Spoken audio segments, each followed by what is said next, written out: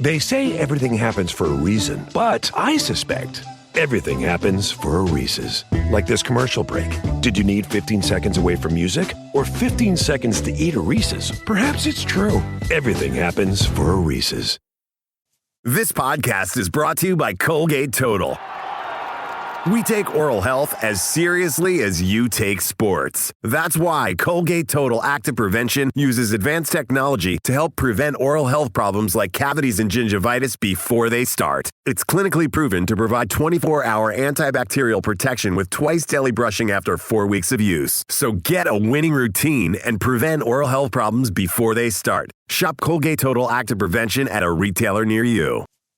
Triple shot half-calf oat milk 2 pumps extra foam. Your coffee order might be getting a little complicated. Your toothpaste doesn't have to be. Arm & Hammer Baking Soda toothpaste keeps it simple with a powerful ingredient that works hard for you. Baking soda. That's why it's the #1 dentist-recommended baking soda toothpaste. As you brush, the baking soda particles dissolve to help break down plaque and stains for a whiter smile. So your teeth can feel clean, look bright, and make brushing a no-brainer. Try Arm & Hammer toothpaste. Simple, powerful, clean.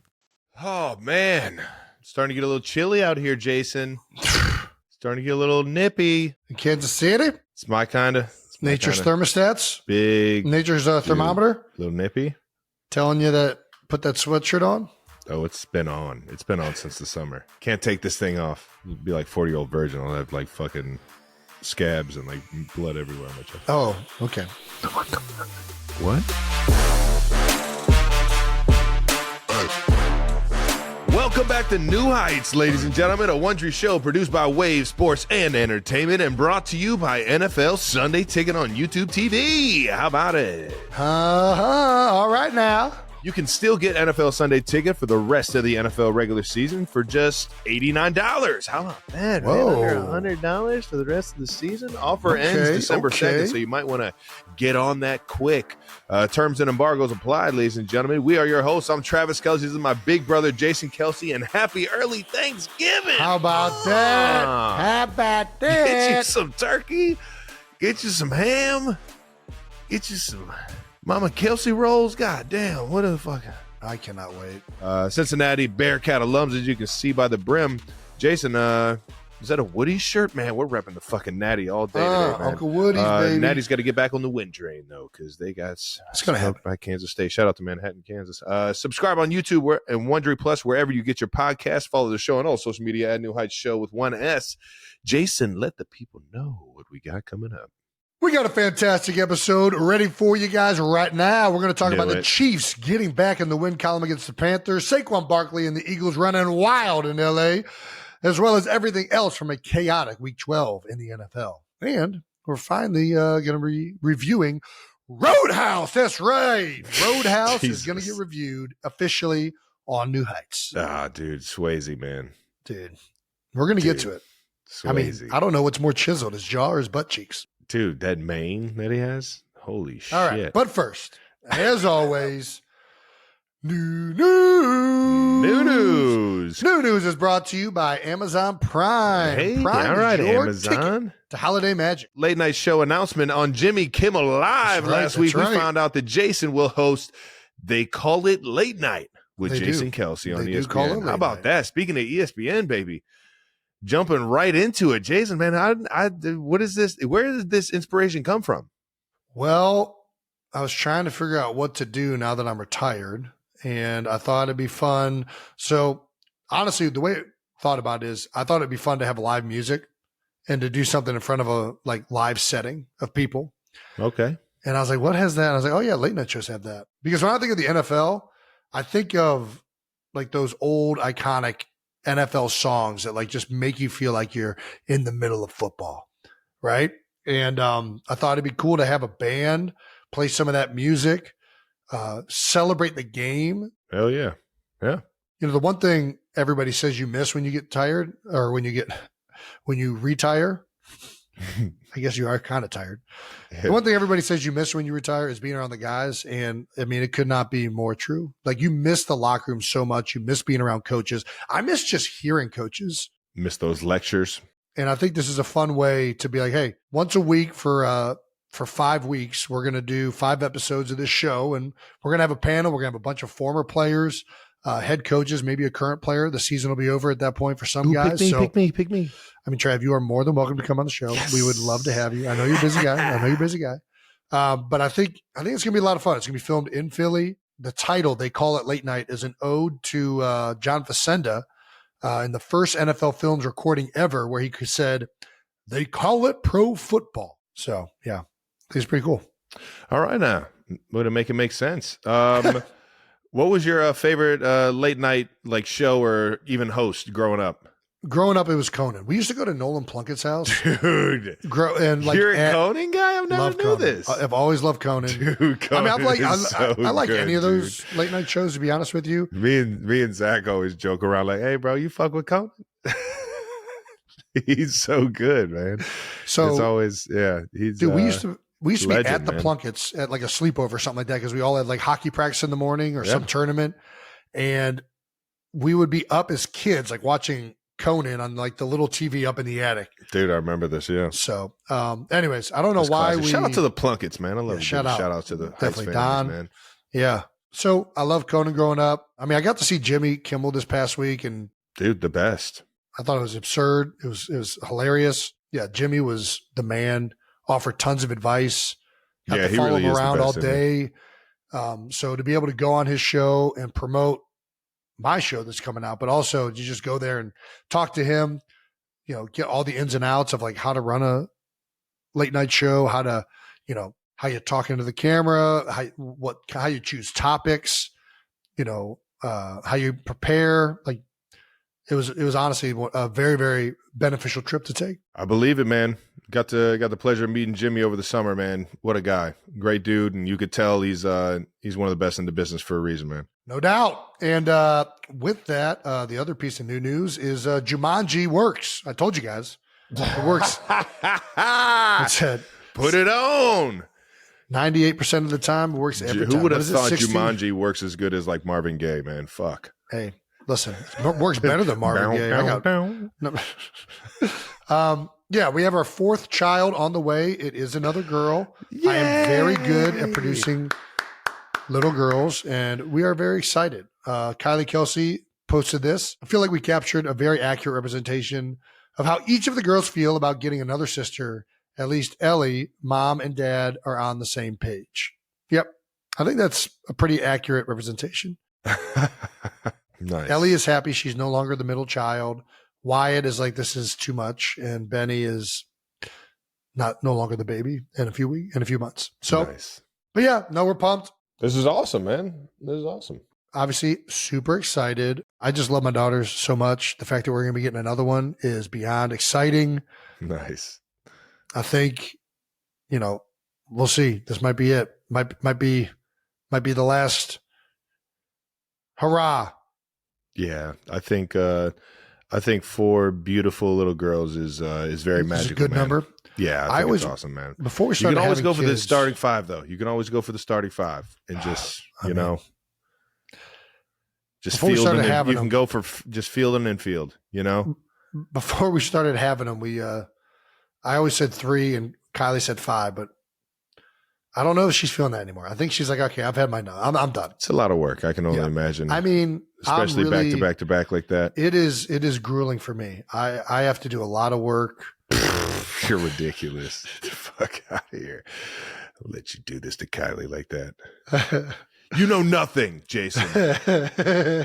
No, Kai's killing it. No, she always is, and excited to be a new little baby niece. It'll be beautiful, man. I want this baby to come out happy and healthy, that's all you can ask for. That's all you can ask for. Very, very excited about welcoming another child to our already chaotic household. Nice.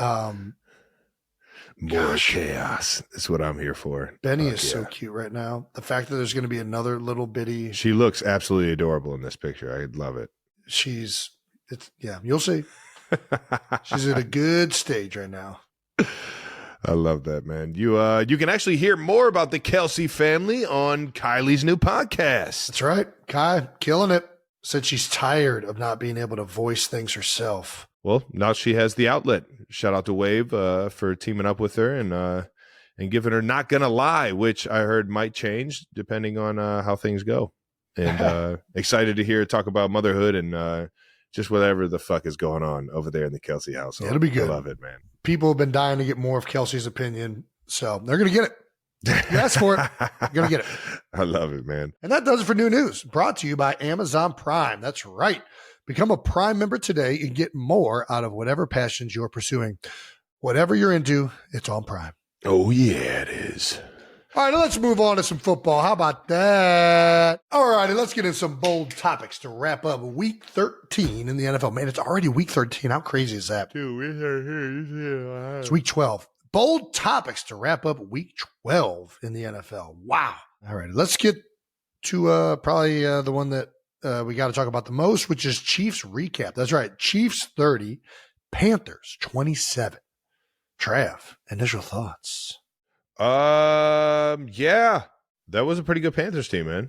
They've been playing a lot better. Their offense, yeah. Shout out to Bryce Young. Young's. What a great story. You love to see it, man. You love to see it. Obviously, don't love to see it when it happens when you're playing, but enough. Still love to see it, man. Yeah, good guy. Heard a lot of great things about him. Yeah, and just being a ball player and being a good person and a good teammate. So. Love to see that for him. He's playing well. He kind of turned the narrative from the beginning of the season, and he's got those guys playing really well on offense. And they went toe to toe with Pat Mahomes, man. Toe to toe, yes, they did. You guys have had a number of teams go toe to toe with you. You have had 5 walk-off wins this year. That is crazy. It is crazy. Like complete walk-offs. Baltimore, Cincinnati, Tampa Bay, Denver, and now Carolina. The Chiefs are 8-0 in one-score games. The best mark in the NFL and only unbeaten in one-score games. I mean, listen, that's the Mahomes effect right there, baby. Yeah. I mean, if he gets the ball with an opportunity to win the game at the end of it, it is, I mean, I guess 8 times it's happened so far this year. It's gone in the Chiefs' favor. Yeah, Mahomes on close games. You always want to have some blowouts and be a little calmer in the fourth quarter, but I've always said it could be a good thing. But I've always said it could be a good thing when you get to the playoffs later in the season. But I would say this more than anybody. I would love to win a game, not by the very last play. Yep, I think that makes sense. Yeah. But I also get what he's saying. I think we all do. The reality is playoffs come down to one-score games, and the better you are in those situations, in those crucial moments, and this is why you guys have been so successful at the end of the day, because 2 minutes on the line, Pat has the ball. Pretty good chance he's going to execute pretty well. Pretty good chance your entire team's going to execute really well. Yeah, and that's what it was for the majority of the game. Is I think it was a team win. Everybody kind of playing better together. I think we walked away with 3 more times than you would like. But at the end of the day, Pat Mahomes, huge run in the fourth quarter on that last drive. Big time blocks by Jay Watt. He had kind of 2 of them where he bumped a guy and then went out and got the seal so that Pat could or the spring where Pat could cut up field and get a bunch of yards. So it was a fun game to be a part of. There was a lot of like kind of learning moments on top of us actually going out there making some plays, and both in the run game and pass game. I thought it was a nice balanced attack, and Coach Reid was dialing those things up, baby. Well, speaking of Coach Reid, in his post-game speech, he said, so look, I don't want to see anybody hanging their head, men. This league is crazy. You saw it yesterday with college football. Nothing's given to you, and you're going to get their best shot. That's right. So keep your heads up, men, and you get this thing rolling. We've got some things we've got to clean up. Winning is the most important thing right now, and you guys bared down and got it done. Yep. I mean, listen, that's been the story of the season for the Chiefs. As we said before, the game came down to a walk-off field goal. After a 33-yard Pat Mahomes run, Spencer Schrader hits the walk-off winner. That's right. In for the injured Butker. Schrader. This was his first game winner. 3 for 3 on field goals and 3 for 3 on extra points. Look at Pat scooting, getting them hips in there. That boy's out there sliding. You see the separation right there. Pat can scoot now. Right, I want you to watch Jay Watt on this play, though. He's at the bottom left part of your screen when Pat starts running. Hits that guy big, on the and then just gets a piece of the guy that was in the flat and gets 2. And you don't need to get a lot, man. No. When when you got a guy out of the pocket, you don't need to get a lot because Pat's going to do a lot with his eyes and he's going to do a lot with the deception of his speed. And that was such a huge play. And who would have thought that a veteran like J.Y. would have been savvy enough to get two, man? Every good guy gets one. Every great man gets two. That's one of the things I love watching. I love watching people that start blocking. That's not a design play. Like they just like find work. Find work. You know what I mean? That is what some of my favorite stuff because it's so it's so unselfish and it makes such a difference all the time, routinely. Every time. So love seeing that. Shout out to J. Watt. Do we have this clip of Schrader hitting a ref in the head? What's this? I didn't see this. Oh, after the extra point, yeah. It's on purpose? Nah, it was just a very unfortunate hit off the net. Just fucking bink. Oh. Boing. All right. It's unfortunate for the ref, yeah. Yeah, I mean, not cool. All right, let's get some Chiefs offensive highlights. Noah Gray, man, back-to-back weeks with 2 touchdowns. You've been high on Noah for a long time. You've been speaking and praising how talented he is. So good, and he's man. coming off of a couple weeks here. Yeah. I think he's got like 4 touchdowns in the last like 5 quarters. There's nice. I can't say enough about the teammate he is, the guy he is, the professionalism when he walks in the building. He's in it wholeheartedly. All of his focus is on one goal, and that's to make the team better. And he's been that guy since he's been in the locker room. He got a big signing bonus, he got a big contract in the beginning of the season to show him, that the Chiefs want him here for a long time. And man, it's fun to see him just take off right now. And I've been saying it for the past 2-3 years. I think we need to get him more incorporated in the offense in terms of like throwing and making him the primary and things like that, because he's got such a good feel. He sees the defense, he understands the defense, and he feels those voids very well. When we need it most, cover 0 on a second touchdown. Pat comes up to the line, changes the play, tells Noah to run a post, and sure enough, physical at the top of his route, knowing the guy's going to hold on because it's 0 and he's going to play you with heavy hands, and he just snaps off and goes up top and snags it, man. And I'm telling you, man, those kind of plays, when you see a guy keep rising to the occasion time after time, whether it's in the pass game, the run game, the pass blocking game, wherever you need this guy to make a play, he's going to make a play for you. And you're going to keep seeing 8-3 show up, not only in the scoreboard, but on the highlights, man. Yeah, baby. And then play of the game, Tershawn Wharton. Show this one. While walking off the field, Chiefs D-tackle Tershawn Wharton caught a kid falling out of the stands trying to get an autograph. Damn, Turk. I actually saw this and I just kept it moving. I felt bad after once I found out. This? Yeah, I saw. I'm like over to the left. I didn't even see you right there. I'm like, oh shit. Damn, Turk, you got him? Hell yeah, Turk's got him. I haven't seen this video though. Everybody back to your seats. Damn. This is so funny. Jesus. I mean, I don't know who the brainiac was to cut the railing right there. You see how there was like that little gap? There is that like little gap just enough for like a kid. The fuck is that for? I don't know. Maybe the Panthers are anti-kids. Dude, he should fucking go to school with a neck brace on and sue the fucking Panthers. Get rich quick, kid. Shout out to Tershawn. Shout out to Turk for making sure that the little guy was all right. Once I saw Turk was over there, I knew everything was good. Yeah. Does Jason owe the Panthers apology? I think I do. I was crapping all over the Panthers. I thought they were the worst team in the NFL not too long ago, and all of a sudden they're starting to play pretty good football. Yeah. Well, Bryce Young, dude. We talked about a second ago. Getting benched earlier this year. There's a lot of people talking about it's over in Carolina. He's going to end up being someplace else.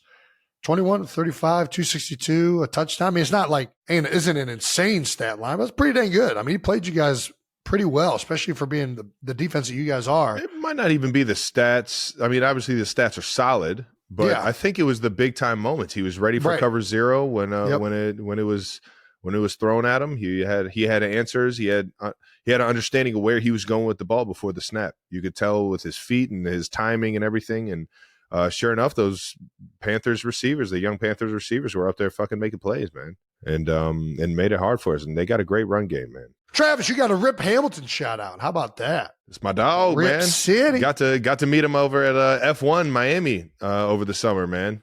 What a guy. Growing up watching him throughout his entire stint in the NFL. I mean, NBA. What's that? All I think is that face mask. Dude, it's iconic. Absolutely iconic. And you know why they call him Rip? Cavs. Why? I thought that was his name. Yeah. No, it's the sound of the net. Threes? Rip the. That's a good reason. That's a great name if you're a basketball player. Such a good name. Yes. And he was nothing but net every single time. And he had some sweet Jordans on. He played with the Wizards for a while and played with Jordan, I believe. And sure enough, the GOAT made sure he was set with the kicks, baby. And being a fellow PE Jordan athlete now myself on the field, still repping Nike as always and forever. I thought it was pretty cool to rock the old Rip City 12s, man, during week 12 of the NFL season. Rip City. Trav, do you have any final thoughts from this past week? Any final thoughts? I don't know. Do you want to feels wrap good it to up? get double-digit wins. There you go. On top of that, I think we're still growing as a team. I think Coach Reid got in front of the team last week before the Panthers game and mentioned, just playing together all three phases. However that looks, let's work on just being complementary football. When it's big time third downs, defense gets stops. When it's big time third downs or red zone opportunities as an offense, we score touchdowns. Special teams spark plays, big time plays on special teams, and everybody just be accountable. Limit these penalties, man. These penalties are only making our job harder.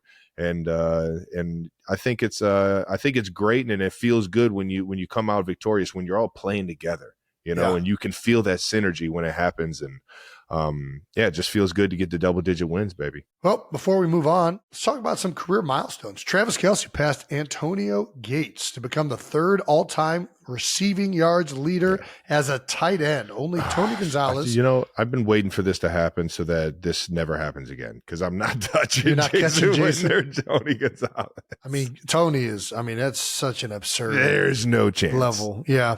There's no chance. No, but seriously, shout out to Antonio Gates, man. Fuck. Yeah. Little Mac basketball. You kidding me? Some Mac basketball turned NFL tight end, NFL superstar. So cool. I remember watching Antonio Gates when I was in middle school and obviously throughout the entire NFL career and even playing against the big guy, man. He's an absolute legend. Learned a lot from just watching his game on film and playing against him and seeing him on the field. And then on top of that, being able to kind of pick his brain when I saw him out and about in the NFL world, man. And obviously big time shout outs to Tony Gonzalez and Jason Wynn because I'll never catch you guys. Well, they do have an insane amount of yards. There's also a LeBron stat out there. That's right. Andy Reid and the Chiefs are now the third team with 10 straight seasons with at least 10 wins. That's pretty legit. It's very legit. It's pretty legit, Coach Reid. Too legit to quit. All righty, let's look ahead to Week 13. That's right. The Chiefs are playing on Black Friday against the Las Vegas Raiders. The Chiefs Raiders on Black Friday, man. Did you see take on the Raiders on Black Friday, man? It's pretty fitting. It's pretty fitting. Is.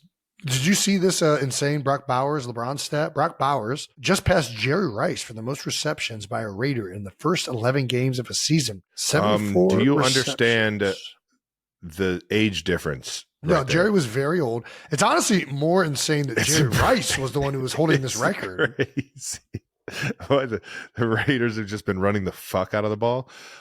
This is pretty sweet though. 74 catches through 11 games. That's as a rookie. He's one of the most accountable tight ends in the league right now, man. The guy in the pass game is absolutely killing it, and he's just all around football player, man. I've heard a lot of great things about the big Bowers over there in the Raiders. Well, this is only the second Black Friday game ever. People forgot last year, maybe, that the Jets gave up a 99-yard pick six on a Hail Mary at halftime.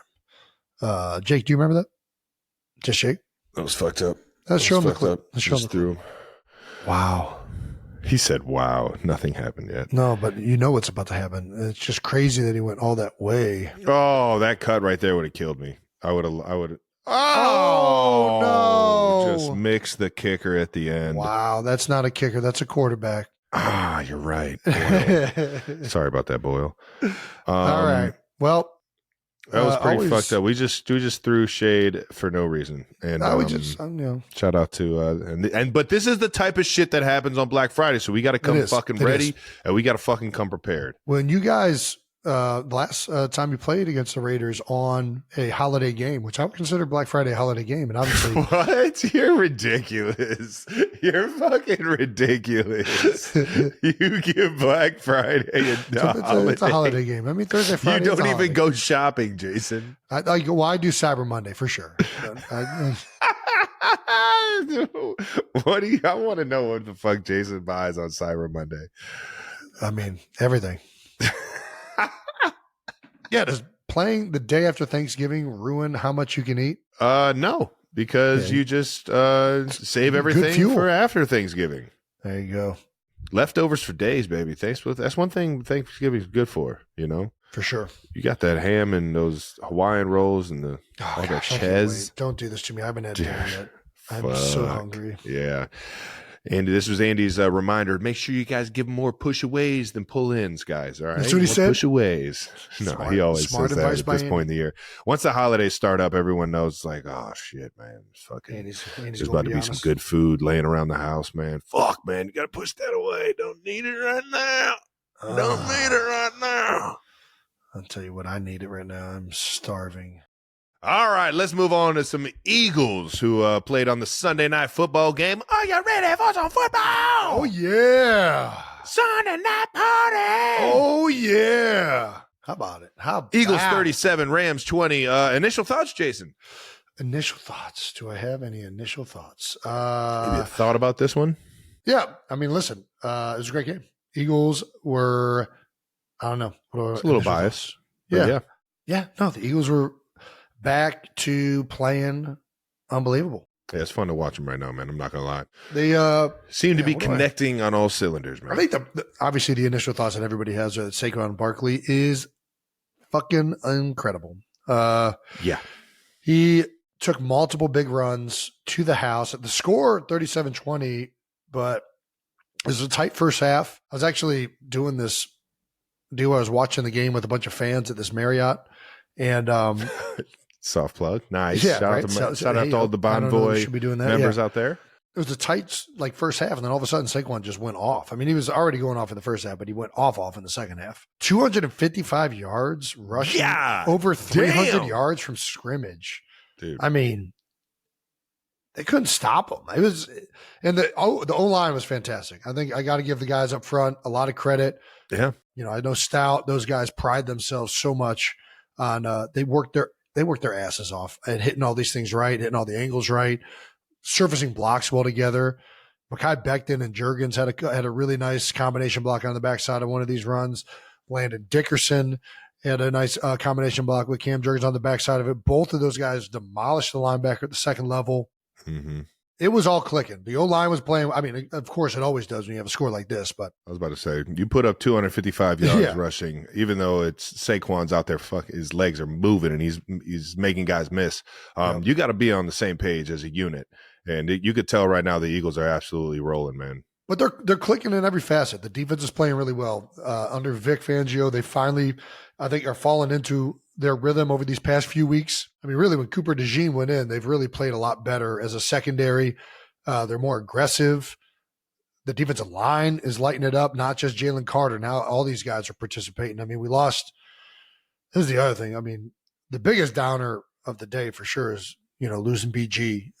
Just tremendous player and captain going down with a tricep tear, out for the year. And he said it was going to be his last season. I hope he comes back. I really do. I think he was still playing at a high level. Yeah. I mean, I hope he does whatever he wants to do. Yeah, that's the biggest thing. He was still so dominant and so productive. I know him. I know BG. He's still going to be out there leading them guys, still being around him, still getting those guys right. He only knows one way, man. He's that kind of player, man. Just the constant. I mean, this is his 15th season. He's been so good for so long in Philadelphia. Yeah, that one stinks. But outside of that, I mean, the offense is clicking. They got a great identity right now. They know who they are. They're running the ball well. A.J. Brown, Devontae Smith, Jalen Hurts is playing lights out. Things could not be better right now in Philadelphia. When I talked about us getting, and Coach Reid talking about complimentary football, the Eagles are fucking playing complimentary football. Yeah. They're turning it up a notch in the second half, and that's what you really want to do. You want to start fast and be able to turn it up a notch in the second half. It's so much fun to watch, especially when you got Saquon taking shit to the house. This is the sixth player in NFL history to record multiple rushing touchdowns of 70-plus yards in a game. This is unbelievable. Ooh. That's a fucking LeBron stat. First of all, it's unbelievable LeBron stat. But his cuts, his vision right now, and his burst is second to none. And it's just fun as hell to watch him play, man. And on that touchdown run, nobody sees it, but Britton Covey right there at the bottom of the screen. So Saquon's going to get through the line. Landon Dickerson lays out the linebacker. But watch my man Covey, the receiver, the white guy down here at the bottom. The white guy down here. I mean, I don't know how else to describe him. Look at that. That right there, that little block. That's all it takes. All of a sudden, now it's a 70-plus yard run. That's why that stuff is so important. It springs with same thing that kind of are along the lines that J. Watt did on Pat's big run at the end of our game, man. Guys blocking downfield, those second effort plays. Those are the plays that spring guys that like Saquon Barkley to go 70 to the house, man. No doubt, no doubt. Barkley's 1,649 scrimmage yards are second most by any player in his first 11 games with a team, which is fucking unbelievable. He's doing it. He's your Swiss Army knife right now. He can kill you multiple ways. This is his second 70-plus yard touchdown. Yeah, just a counter play. Just untouched. Yeah, just they untouched. Kind of misfit it. I don't know what was going on. Where they did thought a great job hit. of sinking it, and he did make a guy miss right there in the hole. He bounced it and got up out of there. Catch a few guys out of their gap, and all of a sudden, he's gone. He's gone. I mean, and that's the thing that makes Saquon. And I think the reason why he's in the MVP race right now, like he's not only is he a good running back, any one of these plays can be an explosive player and a touchdown. And I think there's games that have been decided because of him, which is rare as a running back that like these big plays have won that many games. Again, you go back to this past week against the Rams. Those were the go-ahead touchdowns, right? Then you have the Washington score. He scores a couple touchdowns late to make that game look out of reach. In all, at least 4 or 5 games, he has had key pivotal runs in the second half that have sparked momentum or just given the Eagles the lead. Just thrown daggers into the other team. Yeah. And it's that big playability. It's that huge strike that is just such a momentum even when he shifter. Fucking jukes a guy and fucking hurdles him backwards, like even if it's just a first down, it's electric. Watching him play right now, it's like a prize fighter just taking shots to the body all day, and then all of a sudden he just takes a haymaker in the 6th quarter or the 6th round, the 7th round, the 8th round, and it's just that those are so detrimental to the mentality of a defense, man. For sure, he's showing a lot of love right now to the O-line, which any good teammate's going to do. He's going to make it about the guys around him, knowing that it's a team game. But he is being singled out for his unbelievable performance, and he's showing all the love to his O-line. In quotes, we broke the record. We broke Shady's record. He was also on Twitter saying, "How about them boys up front?" Yeah, and that's what you should do, man. You always got to show love to the guys around you.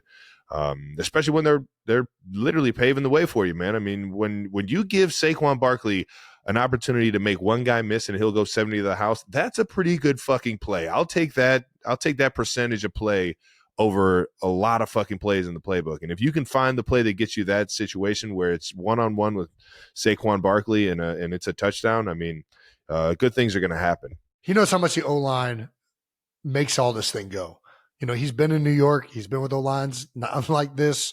Those boys up front are blocking their asses off right now. And it's not even just them. Again, tight ends, the receivers, everybody is involved in a game where you dominate like this. But for sure, you know, Cam Jurgens on out between Landon Dickerson and Micaiah guard, Mulata, Johnson at tackle.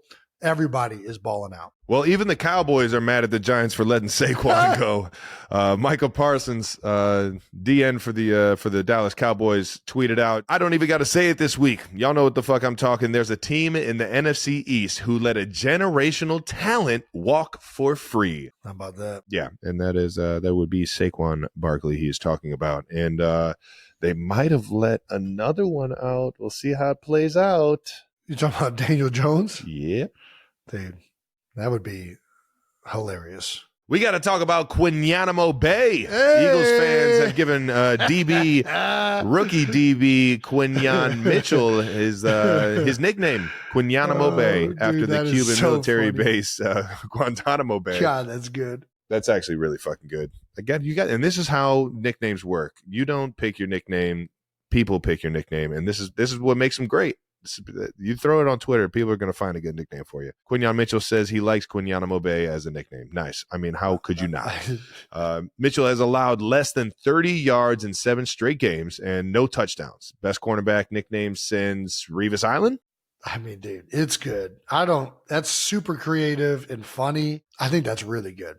I'm all in on this. All in on it. And we already talked about Brandon Graham. Shout out to BG, man. Get as healthy as possible. And I think we're all in on you coming back for another year just because we love to see you out there in that 5-5, brother. He did give us a great BG soundbite, though. In quotes, I have to make sure I get out there and be the best leader I can be, like I always do, and let the opponents know how lucky they is that I'm out. I'll tell you what, man. You hear BG, whether he's on the field or he's on that sideline, you hear Brandon Graham on the field, man. There's just a frequency in his voice. You can't miss it. So he'll still be that leader and that shit talker for the Eagles, no matter what. No doubt.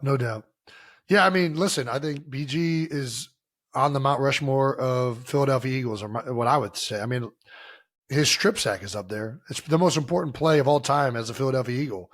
He's right up there with the Philly special to secure that first Super Bowl. He made one of the biggest plays when we needed it most, and it ended up being a huge point in the game. So I don't know that anybody, represents the Eagles better than Brandon Graham. He's just been such a great teammate and person. And he's been through it all, man. Yeah, he's been through it all. He's been here for a long time. I mean, 15 years. So shout out to BG. Final thoughts. Have the vibes ever been higher in Philly? I don't think so. I think, Nick Sirianni after the game was definitely doing the, Nick Saban, don't listen to don't eat the rat poison, right? Like everybody's going to be telling you how good you are. Like coach knows it. But he also knows that all this is just an opportunity to go out last week. They got to double down, continue to get better, and we got to win this next week. You know what I mean? And I think you can't let last week affect how you're going to prepare for this coming week. Not a chance. You got to approach it with the same mindset. We still got to get better. We still got to improve. We still got to keep being the dogs that we are. And I think that, it sounds like coach is keeping all the guys in the right mindset. Obviously, we got a smile out of Jalen. Look at that picture. Who doesn't love a good Jalen smile? There we go, baby. Next week, the Eagles are going to Baltimore to take on Lamar Jackson and the Ravens. Man, it feels like the Ravens big win Monday night. Are just playing big game after big game after big game right now. The Ravens had a tough schedule. I don't know who hated the Ravens, but they got loaded with the tough matchups. They're handling it pretty well, though. I'm not going to lie, man. That was a pretty good game Monday night, and we'll get to that in a little bit. But is this game going to determine the MVP race? Lamar Jackson versus Saquon Barkley. Or Derrick Henry versus Saquon Barkley. Oh, my bad. Derrick Henry is also in awe of Saquon Barkley, as everyone else is. Go crazy, gangsta. Hey-yo. Yeah, Derrick Henry and Saquon are, shit. I mean, if we're being honest, it's probably going to go to a quarterback. But I think Saquon and Derrick Henry both have the benefit of the story, right? Like they both have changed teams. Saquon went to a in-division rival. They both walk with nothing. How about that? This is what's crazy is the game has gone back to the line of scrimmage, which is wonderful, right? And we're seeing the best teams in the league run the ball really, really well and control the line of scrimmage. Controlling the line of scrimmage, controlling the clock, limiting possessions. The game's gone back to the line of scrimmage. It's going to be very interesting after this season to see what happens in the running back market, to see what happens in the draft. Like now all of a sudden is running the ball is being seen as the way to win in this league in some ways, right? Between Detroit, between what Philadelphia is doing, what the Baltimore Ravens are doing. I mean, what you guys are running the ball more than you've ever run the ball with Pat Mahomes. Yeah. If this is the way defenses are going to play, and this is the way the league is now, running all of a sudden, running backs, maybe that value's going back up, all because of these guys right here. How about that? How about it? Then you got guys like Ashton Gentry over there at Boise State. Oh, shit. You think he might get drafted next year? Yeah, I think it's still going to be a quarterback driven. I'm not saying like it's ever not going to be that, but I do think we're seeing firsthand how important having great running backs is. So, yeah, I do think it's going to change things a little bit. Let's get to the rest of week 12. There's a little bit of chaos in the NFL in week 12, huh? Titans over the Texans, Browns over the Steelers, Cowboys over Washington, Vikings need to win an OT. How about that, man? Those are crazy losses. You already know when November and December hit, man. It's like especially in division, right? In division, teams fighting for playoffs. Everybody sees the light at the end of the tunnel a little bit more. It's a little bit more meaningful. There's a lot more film out there for people to diagnose, to understand what the other team is doing. On top of that, there's injuries that play into it. New guys having to step up, getting put into the fire for the first time. There's so much shit that goes on in November and December. That it's just, that's where it really becomes any given Sunday, man. Anybody can get it. And obviously these 4 games right here are just just proving that, man. Chaos can happen in the NFL, man. Yeah. It's just familiarity, right? Like the Browns and the Steelers beat the Ravens last week. The AFC North is always tight. Feels like these teams always beat up on each other. No matter how good each one of them is, you're going to lose 1 or 2 in division games, no matter how good you are in the AFC North. It feels like that every year. Yeah. Titans over Texans. What is going on? The Texans were supposed to be one of the best teams in the AFC. All of a sudden, last couple of weeks, they've been struggling a little bit. Well, I guess they played well last week against the Rams. There we go. Monday night. Titans, freaking Will Levis, Mr. Mayonnaise. Speaking of mayonnaise, lead him to victory. Sure Cowboys beating Washington. I did not have that one on my bingo card. Washington has been playing lights out. That might have been the craziest ending to a football game. For, Daniels to find McLaren and him to go to the house and then to miss the field goal, have to go for an onside kick and then to lose it with onside kick return for a touchdown. Fuck, the NFL is crazy, man. The last 2 minutes, 49 seconds, there was Cowboys 99-yard punt return for a touchdown. Oh, this was electric. Watch this punt return right here. Whoop! Whoa! That's unfortunate. RC, mate. Dude, hit the B button. Hit the circle. First time that circle and B button has worked in the NFL game since the 2003 Madden. RC brought this up on Monday night. That sometimes when you drop those kicks, it messes with the coverage. Everybody like goes to go get the ball out of their lane. Yes. How about this catch by Terry McLaurin? I have been an advocate to put in the fake drop fumble. Just drop it on purpose. You got time. Just drop it on purpose. And then what play do you think you should run out of it? Are we talking about offense or are we talking about special teams? Offense, you fumble Ruski. No. Center snaps the ball, hits the quarterback's hands, falls down, just like Little Giants. No, you gotta make it look like somebody in the backfield is like fumbling the ball on the ground. So everybody then goes like ears back and runs at the ball. Then you put in a screen. Reverse screen. God damn it. I'm not picking up on the screen. You don't think the screen would work? It makes everybody collapse onto somebody, and then you build a fortress for somebody to run behind. I'm sure it works. I got it. How is it happening? So you snap it to the quarterback. He shotgun. Fumbles it. Everybody. What are we running up front? Are we running pass pro? 2-jet. Yeah, 2-jet. 3-jet. So we're just doing 2-jet. Snap it, shotgun to the quarterback. Quarterback fumbles. Yep. Tell the O-line, act like you're stabbing a guy and looking for someone else. So everyone thinks like, oh, I can beat him. And so now it's like attack. It's like 3-step drop. We're doing like a 3-step drop type look. Exactly. Okay. Quarterback gets it, fumbles it. Nice. Picks it back up. Yep. Now the D lineman. Baby roll out like a panic, like I got to get away from the rush. Throw the screen. And then who you throwing the screen back to? The running back? Whoever. Or you throwing it to the Doesn't receiver? Matter. Tight end? Doesn't matter. Well, it does matter. You're telling me you got a play design and you don't even know who the ball's going to. Well, I'm not going to tell you the exact play. I said I've just been an advocate of faking the fumble and then throwing the screen. All righty. Terry McLaurin also had a ridiculous catch to tie the game up. What they thought was going to tie the game up. And then we had this debacle on the extra point. Let's take a look at that. There we go, crazy. Terry. Dude, he's a beast. He is a beast. So good. Ohio State Buckeye. Extra point, and the kick is yanked it. God, look at him. He put right away his hands are on his head. Oh, yeah. Somebody's got to get him. And then you return it for the score. Surprised you don't just fall on it. You can't shortchange those little, whatever those kind of kicks are. Onside kicks? Yeah, but it's not like the true onside kick. Yeah, they're trying to like bunt it and outrun it to like get there first. You can't shortchange those, man. Oh, you got to get it at least 10 yards? That's what you're saying? Yeah. I got you. Yeah, well, that is the rule.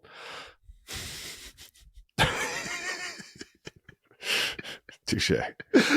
All right. Crazy ending to not the best game for the Commanders.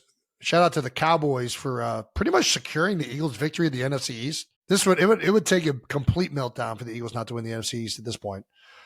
So shout out. I think this might be the only time in Eagles history that everybody was collectively rooting for the Cowboys. Yeah, possibly. Pretty wild. First snow game of the year, though, up there in our hometown, Cleveland, Ohio, up there on the lake. I love a good snow game. It's the best. How about it? Huntington Bank, right there on the lake, just sitting, just taking all the weather off the lake and just fucking making it difficult on Dangerous. We also had a mic'd up Jameis Winston, which is always electric. What? 180? What's that? 180? What's that? Yeah. 180? What's that? He tried so hard. What's that? Sometimes I talked about frequency. Jump off sides, damn. Somebody jump off sides, damn. That's so good. God, that's good. I love it. Dude, did you see his pregame? Pull that up. Pull up the pregame. I want this in the show. I'm fortunate are we? How fortunate are we to be playing up in Cleveland, Ohio on this beautiful, now this is football weather.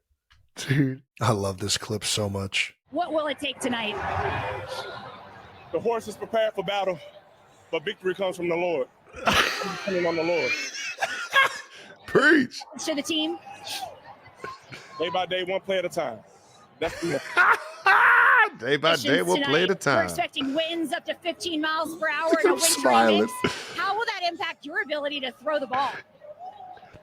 I am so happy and grateful that the Lord has blessed me to play in some snow, to be in true football weather in Cleveland, Ohio, at Huntington Bank Field today to give him the glory. It's a beautiful day. Who is he looking at? It feels like It's a beautiful day. AFC North. It is. It's magical. Thank you. It's a beautiful day. Dude, this dude It's a magical kills day. it Thank you. every time. Every single time, man. So authentically God, I love himself, Jameis. man. I'm so happy That they shit won. was funny. Oh, that's awesome. You gotta love it, man. And Cleveland was fucking rocking, man. Had everybody with their shirts off enjoying the first day of snow. You gotta love it, man. You absolutely gotta love it. Paisan of the week goes to not Tommy DeVito. It goes to Baker Mayfield with his He sent it, man. He impeccable sold it, Tommy man. DeVito celebration. I didn't know he was this quick with his triceps. I mean, look at those things. He's firing them up there. Strong man, strong guy, Yeah, strong man. lats. Looks like he's like throwing coins. Bing, bing, bing, bing, bing, bing, bing, bing, bing, bing, bing, bing. Nice. Yeah, really good trolling there by Baker. Impeccable trolling. It's good shit. He was also grilled about his Italian heritage after the game. I don't know if you saw this, Travis. I did not see this. What was This is this good. about? It's good. I guess it was the DeVito celebration. Is that Tribute to Tommy. Yeah, he's a good dude. He's got swag. Yeah, who came up with that? Oh, I have no idea. I just see him do it. No, but whose idea was it for you to do that? And when did you know you were going to do it? Most of the times I don't know what I'm going to do. So there's spontaneous stuff. I respect it. Spontaneous, that was not planned. I mean, even your teammates got into it too. Yeah, New York fans love Tommy here and give him something they like. Are you Italian by any chance or no? I haven't done a 23andMe, but I don't know. Dude, that's professional. I fucking love that dude. That's man. professional trolling by Baker. God, that's funny. Shake and bake, Baker. Shake and bake, baby. Oh, man. That's a spicy beat the ball. We got to ask Big Dom if Baker's got this, the Italian okay to pull off that celebration. There you go. The Marshawn Selly is back. Seahawks safety and former Bearcat Kobe Bryant. How about that, man? Hit the Marshawn Lynch nut grab. Hobadick. On a end zone pick 6. Man, Arizona had a tough one. Buddy was open too.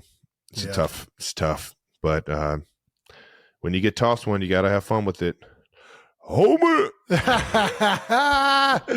Not quite as good as Marshawn. Classic silly, but that will also get you fined, young man. Yes, yes, it will. Yes, it will. Told his family before the game if he got a pick six, he would do the Marshawn Lynch crotch grab. Nice. I'm sure he said crotch grab in the end zone. Hopes Lynch will chip in if the NFL finds him. This is 1 week after Jameson Williams did the same celebration. Jameson was fined $19,000, $697. Marshawn was fined $11,050 for the original celebration. This is just, as you can see, inflation. NFL inflation. Yeah. Point blank. How many years ago was the Marshawn? I'm going to say it was a decade ago for sure. So it's almost doubled in a decade. I mean, that sounds about right. The salary cap has gone up. 2014 was when that's when they were winning Super Bowls. Yeah. So I think this would be, 10 years is about, the salary cap is pretty much doubled in that time frame, or at least close to. So yeah, that's NFL inflation for you. Who knows what it'll be? It'll probably be close to $19,697. Coach quote of the week from Jim Harbaugh after the Monday Night Football game against his brother. I'd lay down my life for my brother, but I wouldn't let him win a football game ever. It's a good quote. Yeah, it's very accurate. And I know exactly what you're talking about, right Jim. there. I know exactly what you're talking about. I get it. I'll kill somebody for Jason, but he will not win a football game. I'm not going to let him win. That does it for week 12 in the NFL. Let's get out of the house. Jason, you are out of the house more than I have ever been out of the house, and I'm jealous. All right, before we get to New Heights Film Club, let's quickly get out of the house. Out of the House is brought to you by Small Business Saturday, founded by American Express. How about that? Love supporting small businesses. At this point, should we just call this segment Jason Go Home instead? Because Jason, you haven't been in the house. Yeah. You got a fourth girl on the way. Might need you to. All right. I got you. This Sorry. was all right. a unique situation in some ways. In some ways. Jason was everywhere. Jason, you were spotted on Saturday at Appalachian State. Damn straight. At the tailgate singing your favorite karaoke, Total Eclipse of the Heart. Yep. You know that I've loved that one forever. It's my go-to. And the Dan Band version. For sure. Yeah. I mean, even if it's the original version, I'll just sing it like it's the Dan Band. But I'm singing it like that. Need you now. Yeah, let's watch this clip just because it's fun to watch Jason do Jason things. Oh, cool. Yeah. I actually haven't seen it yet, so I'm kind of intrigued. Jesus.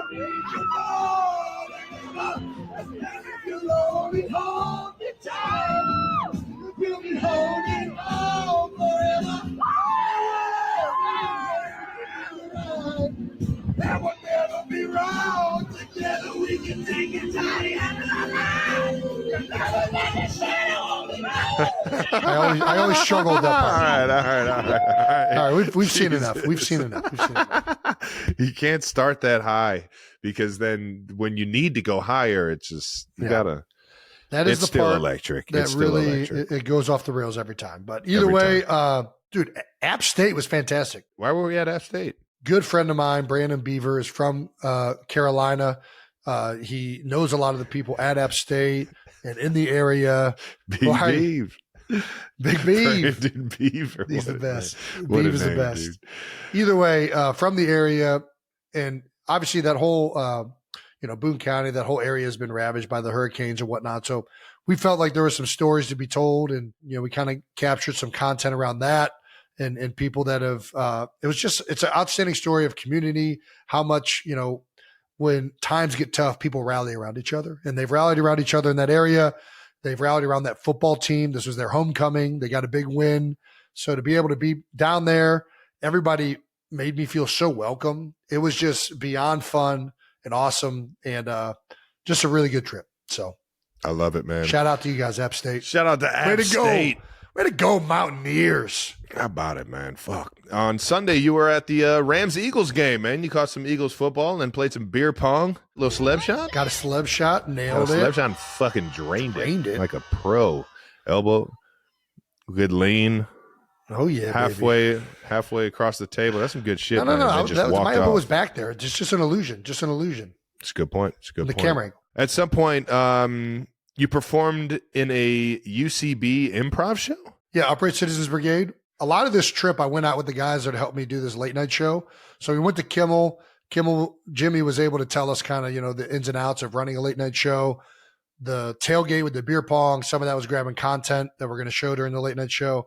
And then Upright Citizens Brigade, it was just an idea to go out there and get comfortable in front of a crowd doing like comedy bits, right? So, dude, these guys, this whole crew this is one of the funniest things I've ever seen.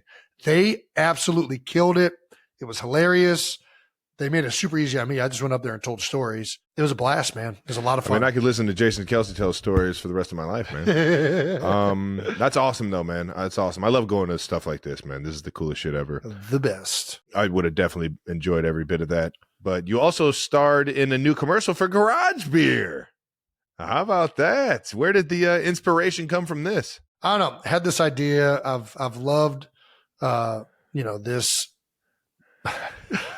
Just seemed like something fun to do. Hey.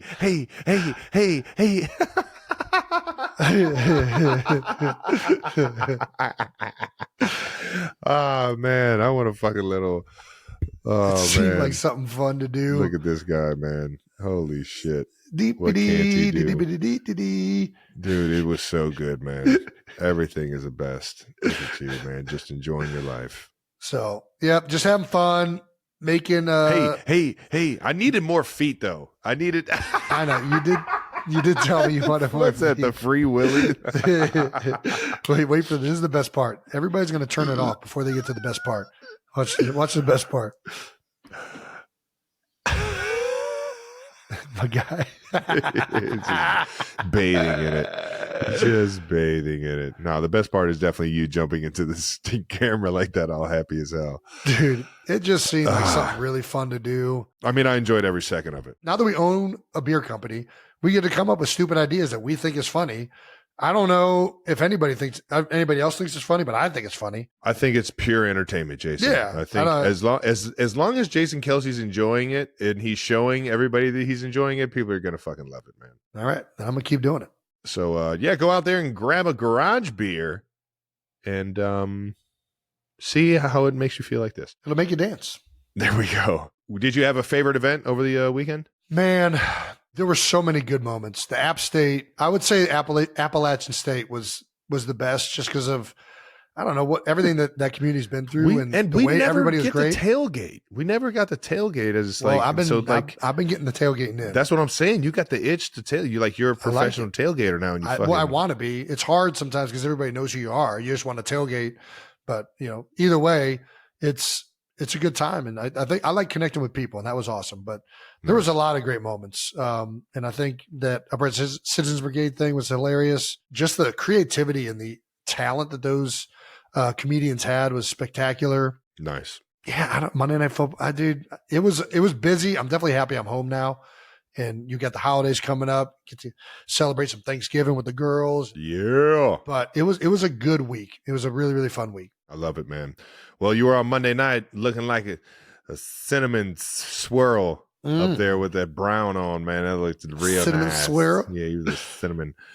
Buttercream. And that was Out of the House, brought to you by Small Business Saturday, funded by American Express. Shout out to American Express. All right, now let's get to the little New Heights Film Club. That's right. Everything you guys have been waiting for, a little Roadhouse review. New Heights Film Club is brought to you by Burger King. Go ahead and get your favorite Whopper right now.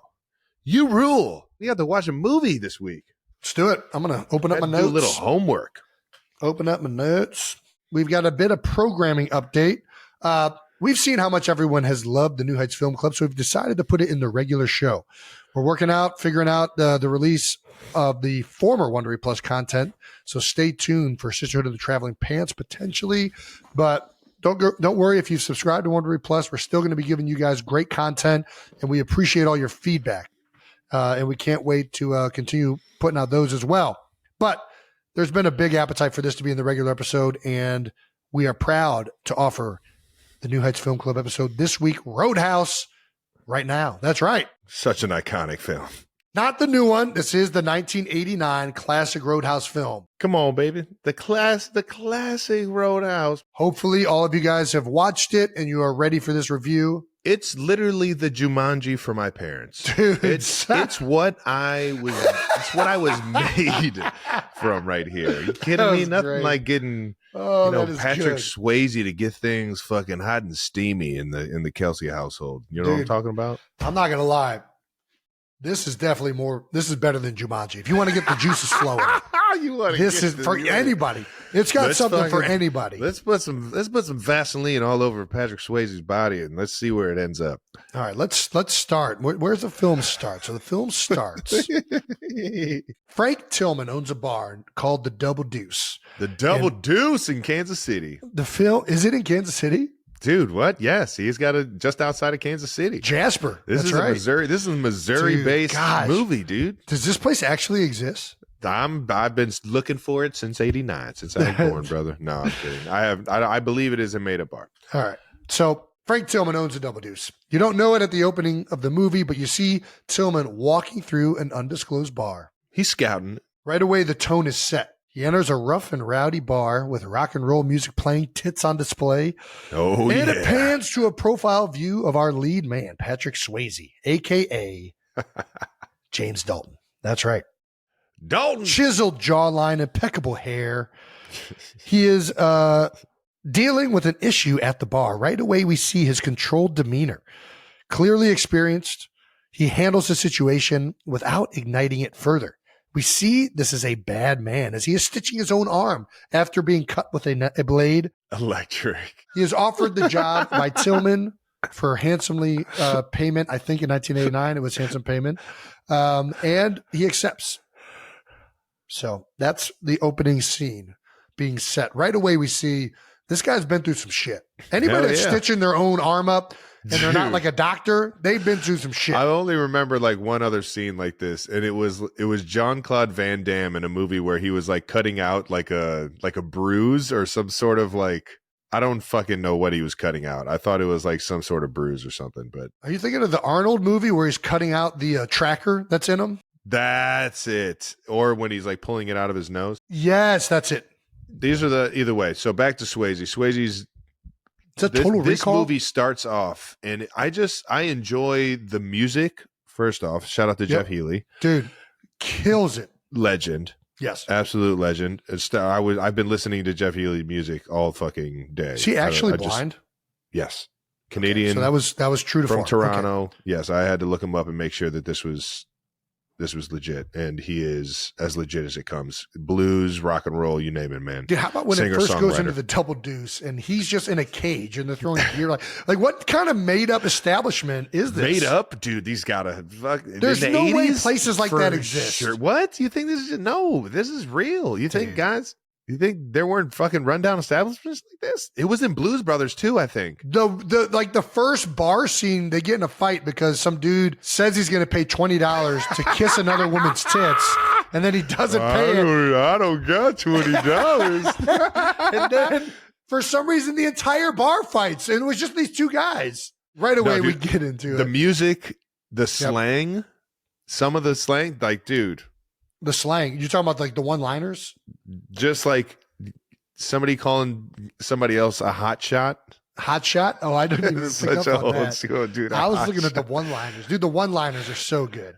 Peckerhead? Peckerhead. Gosh.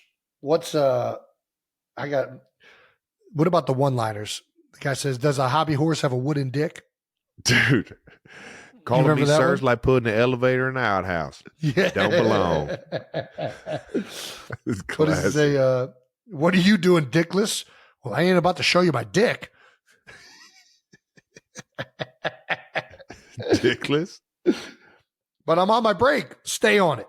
Stay on it. That was a banger. When he's giving the lecture. So as we get into the movie, he goes to this new bar, the Double Deuce, and he starts to fix it up by immediately canning everybody. He's starting to can the problems, the drug dealing lady, the bar back that's stealing all the money, who ends up being the villain in the movie's nephew, and starts the whole mess behind the scenes of what's actually going on in the bar. Yes. And he's sitting there telling every single guy and every single girl, be nice. This is how we're gonna do it. When you kick someone out, you're nice. What if they call you a name?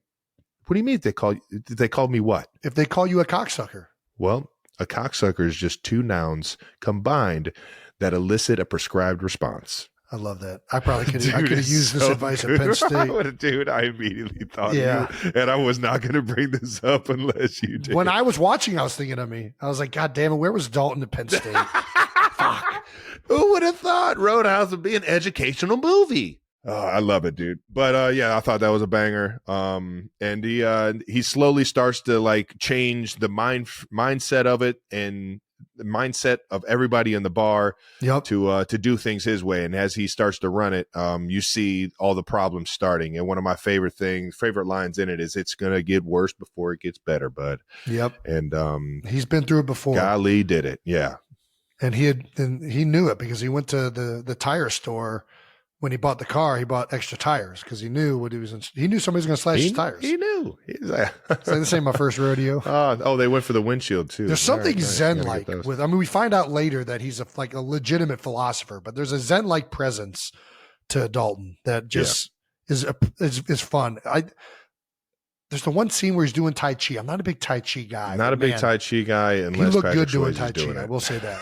He looked real good doing Tai Chi. If doing Tai Chi like that means I can rip somebody's throat out, I'll fucking start doing it right now.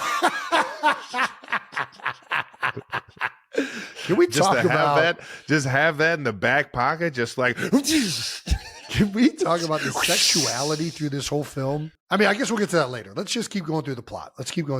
Yeah. The best thing about Patrick Swayze in the beginning of this movie is he is like the poster child for like when you start acting like oh my this gosh. Tai Chi. Look at that back. Look at this scene though. The pan around, you see the beautiful land that he's on. Like, how did he find a fucking rent-a-barn over here on this fucking property across on a pond? Like, you want to talk about a perfect situation.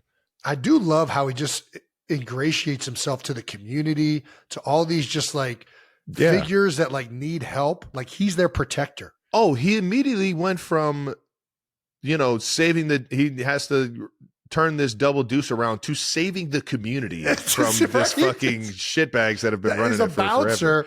By the way, he's called a cooler. Have you ever heard of bouncer called a cooler? I've never that was heard pretty that term. sweet. I haven't heard of that one. No. Yeah, I like that though. It's like you're not bouncing people; you're cooling the situations down. Everybody be cool. I like that. Chill out. Everybody calm down. For those of you that haven't seen the film then progresses as Dalton tries to clean up the Double Deuce. He runs into this gentleman, Ben Wesley, and it's apparent that Ben Wesley is a piece of shit, and in some ways, some type of underground mafioso where he's got people involved in every pocket. They're a part of like this club, but they have to be a part of the club. If they're not a part of the club and they're not paying him money, then he just ruins their establishment and life. Running the unions. Yeah, pretty bad guy. There's also a love story to this. That's right. Oh, Doc. Dr. Clay. That's right. She is, a smoke show. Fantastic lady. Who Dalton meets after the first knife infliction. Well, his second knife infliction on his arm. This one he can't stitch up himself. No, this one's in his ribs. He has to get it stitched up his ribs. Yep. Meets the doc immediately. I mean, you could tell they're feeling each other. They're getting the googly eyes. Yeah, why don't you come on down to the Double Deuce? That's right. Let me buy you a drink, doctor. So they start to, have feelings for each other, and that gets into a whole nother thing. And then, it just continues to like, Wesley wants to retain control over the Double Deuce. Dalton is trying to fix the Double Deuce, and the only way he can fix it is by ridding the Double Deuce of Wesley's control.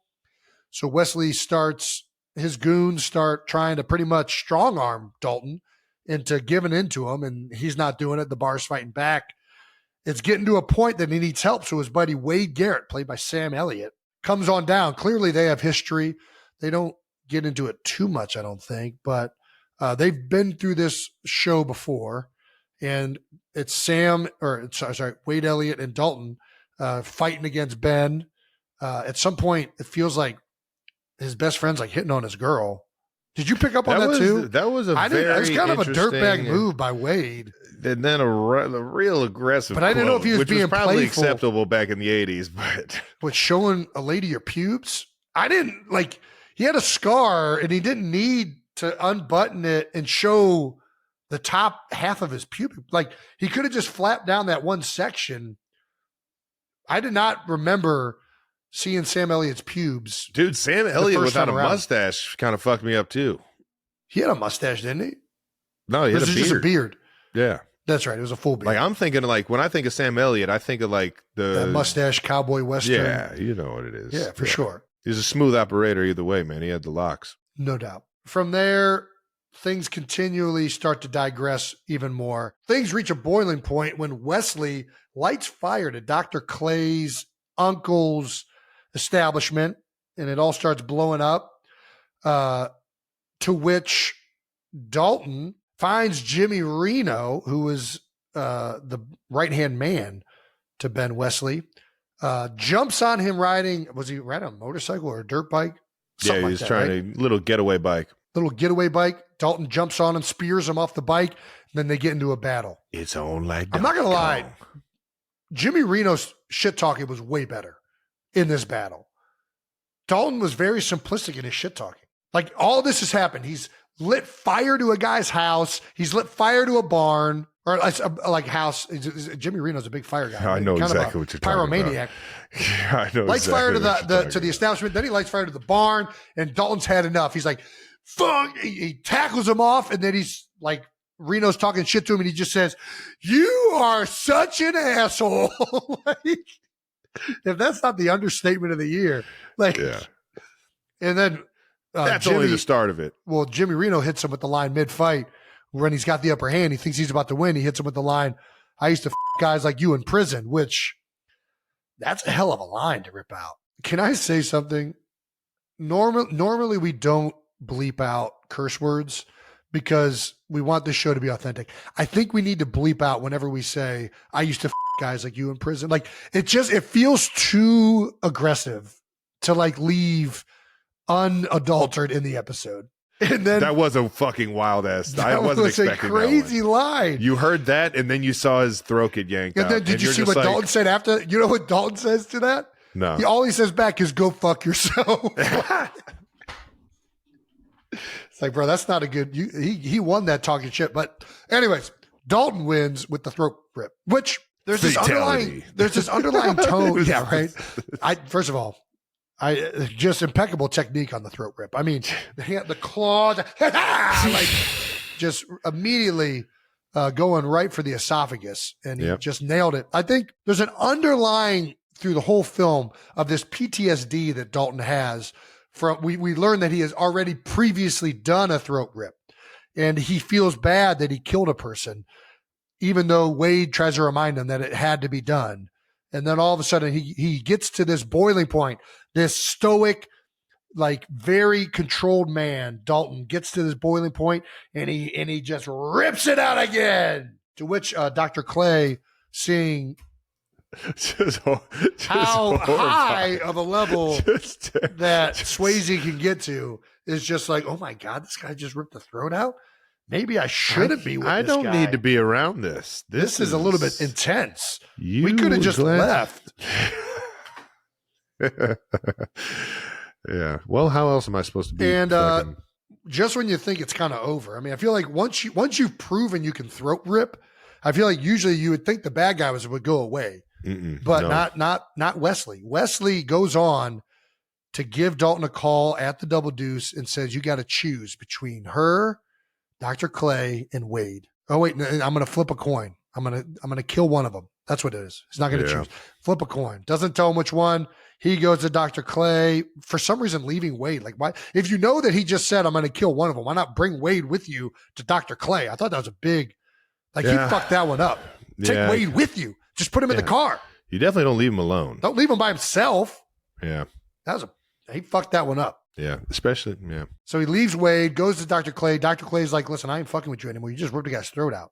We're not in this together Actually, anymore. I can't be seen with you right You're now. a psychopath. If you come around here one more time, I will get a restraining order. Okay? I just saw you fucking rip someone's throat out. You were so hot until that. Now you're just scary. I can't believe I used to think you were sexy. You were so hot. Gosh. So Dalton goes back to the double deuce only to find a knife in his best friend and confidant's chest, to which he loses it and decides to go attack Ben Wesley at his house. Yes. Wesley's waiting. He knows that an angry Dalton's coming. Dalton pulls a pretty cool move. He puts a knife in the gas pedal with the car to create a diversion. Yeah, from about a mile out, too. It was crazy. I don't know how he had the precision to keep that car going down the road, the dirt road. But we don't need to ask questions. Yeah. But then Dalton proceeds to kill everybody throughout the house, knocks the polar bear and the fat guy, and then gets into an altercation, the final boss battle with Wesley. And he's winning him. He's knocked the gun out of his hand a couple times, and he's got him pinned, and he's about to go for the throat rip, and he realizes, this is where I got to be the bigger man.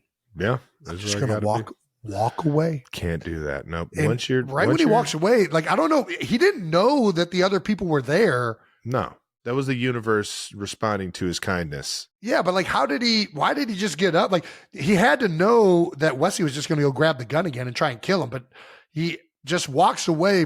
And then out of nowhere, all of the townspeople are in the house. They haven't been referenced people that have at been all. Fucked over by Wesley. They haven't been referenced at all. The car salesman, the car, what is it? The maintenance shop, the car dealership, the owner of the Double Deuce, the guys that Wesley had a strong arm over the entire time. The farmer, everybody got their shot in.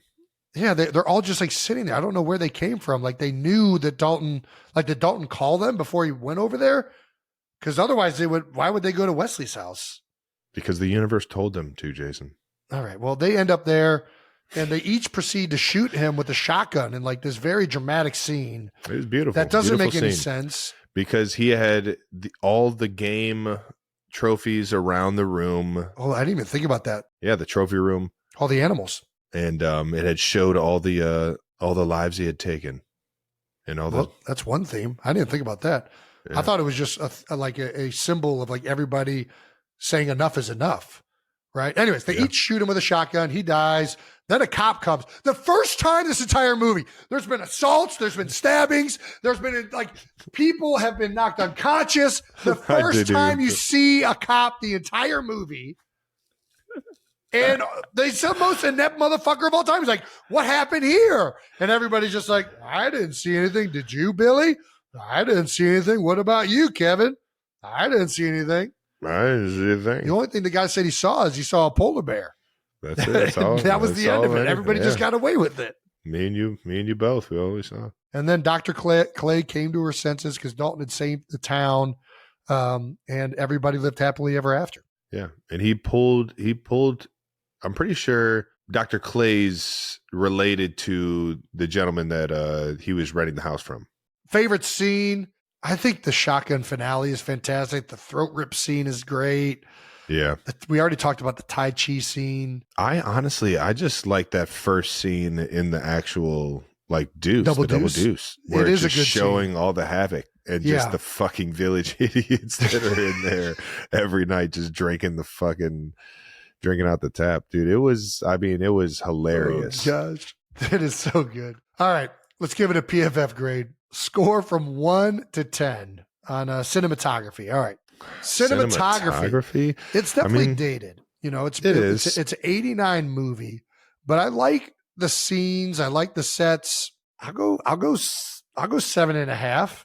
You're tough. I'll give it an 8. I enjoyed it. Acting.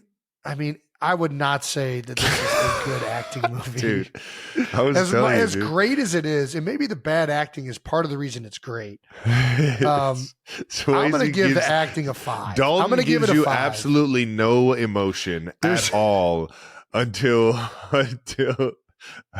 I forget, until like Wesley actually started to like ruin like people's like livelihoods. I think you're right on that. So what are you going? Is it lower than a 5? The acting's really bad. The fight scenes are awesome though. The fight scenes are great. I do love the fight scenes. It's so like hilarious. I'll give it a 6. I'll give it a 6. All right.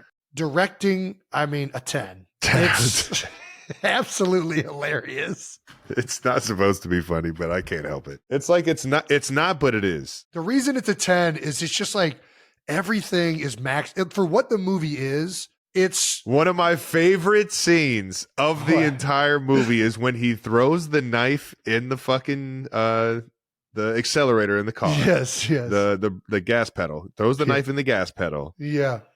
And the car goes straight for like a half a mile. Yep. And then on top of that, not only does it go up a ramp, but it turns over and it fucking fire comes out of it like it was being exploded. Well, that's because the guy with the shotgun shot the fuel tank. That's what was supposed to happen. Like it was like a shooting clay. That's what I'm saying. It was just all right. Somehow we have to have a car going in the air. That was like the 80s. Like, all right, let's do it. Bring in the blow up car. Like between the lines, I mean, I know that's writing, but like the directing, like the way everything came together and the just complete hodgepodge of masculinity combined with like sexuality combined with it's fantastic. Did you know the director's name is literally Rowdy? No. That's great. All right. Rowdy Plot. Harrington. Shout out to Rowdy Harrington, man. I will say plot. I think the plot is low. I think the plot is high. I do. I think this was a very, very creative plot. I don't think this is like that's why I think the movie has been recreated. It's because the plot of like a guy going in and saving a bar from its fucking hence saving a town. It's like, I don't know. Maybe I'm silly, but I just think that's not like your typical like action movie. I think it's pretty typical action. I'll go plot, but I do. I mean, you're right. I don't know. The plot's falls in love with the doctor. Like if it wasn't done in such like an absurd way. Yeah. It's not like this is like a cop going in and like getting out dirty cops and like they don't bring the police in this thing at all. It's just literally like crosstown, like warfare. Yeah. If you take the throat rip out, all the absurdity of it, and it's just the bare bones plot to it. Like a bouncer comes in, he helps fixing up an establishment, ingratiates himself to a community and starts to slowly find out that there's an underground set of bad guys that are really hurting the city. And he helps the city muster up the strength and courage to fight back and resist that. All right, fine. You convinced me. I'll go 8 on plot. 8 on plot. Nice. I'll go a solid 8 with you just because I convinced you. Character development. Dude, again, another one of those, like I said earlier, like that first half of the movie, he gives you less is more. And like, that's the thing. Those are like the things that I was being told as like getting into like the acting where it's like less is more. Don't do a lot. We don't need, don't do a lot. We don't need you to be, Denzel Washington or like Leonardo. Like you don't have to be the best at this. All right. Less is more. Feel the scenes out. And that's exactly what Swayze's doing in the beginning. He's giving you absolutely just one word answers and one word lines, no emotion, straight face. And then by the end of it, he is just a out of control, just like a trained killer. He was an absolute trained killer and showing so much emotion that he couldn't control it. That's really what the story ends up being about. This story is about like, you can only take so much. Like, turn the other cheek, but eventually you got to stick up for yourself. You got to put your foot down. You got to fight back at some point. And Dalton does a great job of holding back as long as he can. And this community has been bullied and taken advantage of for so long. Yeah. Anyways, character development. I just don't know. I mean, Dalton's character, he's got like PTSD from a previous throat rip. I just thought he'd be bigger than what he was. Do you know how many times I haven't said that my entire career whenever I meet somebody Every time. I've been getting sized up from fucking everyone my entire career. Thought you'd be bigger. Yeah, well, go fuck yourself. Try and guard me one-on-one. That's what my wife says. All righty. Character development. I enjoyed it. Give me a 7. Fine. Yes. We gave you guys our reviews. Hold up. That's a PFF grade of 7.8. I think that's a pretty solid PFF It's pretty grade. Solid, yeah. What did we give Torture? I mean, not Torture. What did we give I think you got an 80. Traveling Pants? I think you got an 8.2 or something like that, maybe. We fucked this up. We're being too nice. I blame Jason. Well, one of them is actually trying to be like a good film. This is just a freaking dude's movie. It's a great movie. It's so good. All right. Letterbox reviews from the Greek Creek. I used to guys like you and geek. The Greek Geek. We can't keep saying this line, but I'm going to repeat it one more time. I used to guys like you in prison is the 80s version of I eat pieces of shit like you for breakfast. Okay, so I'm not the only one who thought that. Nope, it's a banger. All right. From David Chen. When people talk about how movie executives in the 80s were doing excessive amounts of cocaine, this is the kind of film these executives end up making. This is very accurate. This is a very good take by David Chen. Right. Do you think we could get away with a throat being yanked out of another human being? That's a very good take, David. All righty. From Ian West. 80s bar Western with a hell of a first act. Then shit starts exploding. Silver Fox Sam Elliott shows up. And during a showdown, the villain's henchman says, I used to guys like you in prison. Moments before getting his throat ripped out by Patrick Swayze. Sounds like at least 4 stars to me. That's what I'm saying. We need to bump that PFF grade up to at least an 8. Well, what is a letterbox? What is 4 stars? Is 4 stars the most you can get out of 5? So, 4 stars out of 8 is an 8. 4 stars out of 5 is an 8 out of 10. So now we're pretty much right on board with where David is. We need to bump this up to an 8. That's what I said. Nice. All right. Either way, we were pretty close. I like our score. I think it's fair. Would I recommend this movie? Yes, absolutely. I would recommend this to a man. I would not recommend this to a woman. I would recommend it to a woman if you want to understand how men think good movies go. If you want to get to the root if you recommend it with that attached to the recommendation, then yes, I would recommend this to everyone. If you want to understand men more, watch Roadhouse. It's so fucked up, but it's so true. Like even the love story with Dr. Clay, like there's not like any type of substance put to it. She's just really good looking and she takes care of him a little bit. Like that's the extent of it. Yeah. I mean, he reads. And that'll help you out. If you read and you do yoga. He's a gentleman. He's very chivalrous. There you go. And that does it for New Heights Film Club, brought to you by Burger King. Alrighty, and that wraps up another episode of New Heights. That's right. We will be taking more of your voicemails in our Wondery Plus episode dropping tomorrow. Make sure you're subscribed on YouTube to the New Heights channel and follow New Heights on the Wondery app or wherever you get your podcasts. Yes, sir. Reminder, you can listen to new episodes of New Heights early and ad-free now by joining Wondery Plus in the Wondery app on Apple Podcasts. Once again, New Heights, a Wondery show produced by Wave Sports and Entertainment and brought to you by NFL Sunday Ticket on YouTube TV. Right now, you can get that Thanksgiving sale price at just $89 for the rest of the season at youtube.com/NH. There we go. Offer ends December 2nd. Terms and embargoes do apply. Watch out for those embargoes. Follow the show on all social media at New Heights Show with 1S for fun clips throughout the week. And thanks to our production and crew, as always, for making us look so much better than we are. Please save us. Please do that. We're going to need your help this week. We're really bad. 92%ers, as always, thanks for tuning in. We'll see you guys after a little Week 13 football. Happy Thanksgiving! Yeah!